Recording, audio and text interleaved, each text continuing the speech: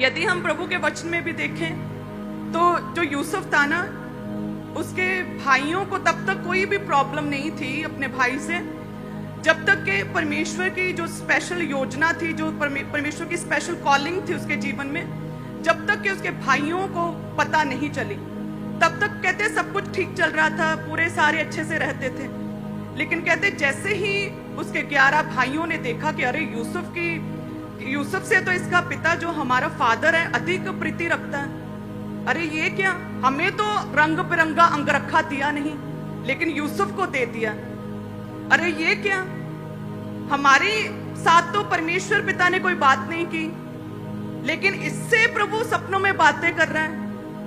और इससे प्रभु कह रहा है कि मैं तुझे इस्तेमाल करूंगा, और इससे क्यों कह रहा है कि सब तेरे आगे दंडवत करेंगे, यूसुफ को ही क्यों कह रहा है कि सबसे मैं तुझे ऊंचा करूंगा तेरे भाइयों में से। तो प्रॉब्लम क्या थी कि यूसुफ से बिल्कुल नहीं थी, प्रॉब्लम थी उस कॉलिंग से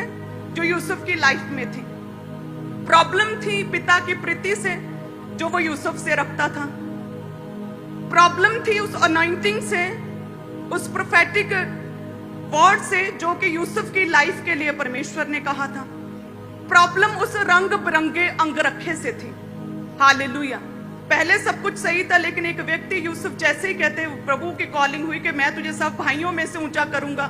पिता ने उसे अंगरखा पहना दिया, पिता उसे अधिक प्रीति रखता था, प्रॉब्लम वहां पे शुरू हो गई। लेकिन उन भाइयों को, उन 11 को ये सोचना चाहिए था कि हम जो नशे करते हैं, हम जो व्यभिचार करते हैं, हम जो झूठ बोलते हैं, हम जो जेलसी करते हैं,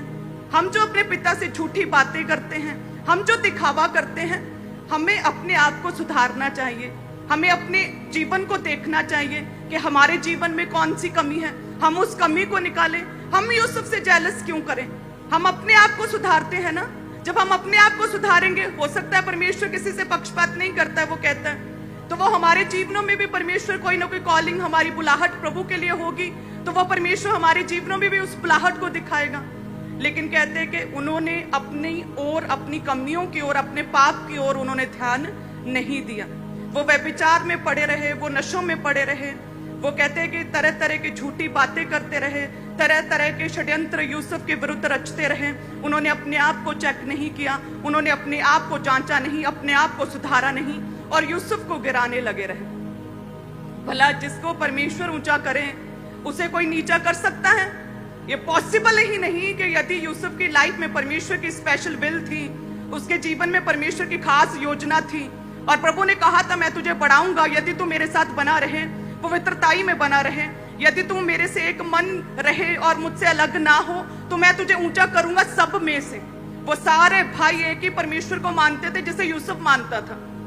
सारे ही प्रभु में थे। लेकिन देखिए वो 11 वर्सेस 1 हो चुका था, यूसुफ वर्सेस बाकी इजरायली लोग उसके भाई हो चुके थे। और परमेश्वर ने किस तरह से यूसुफ की वो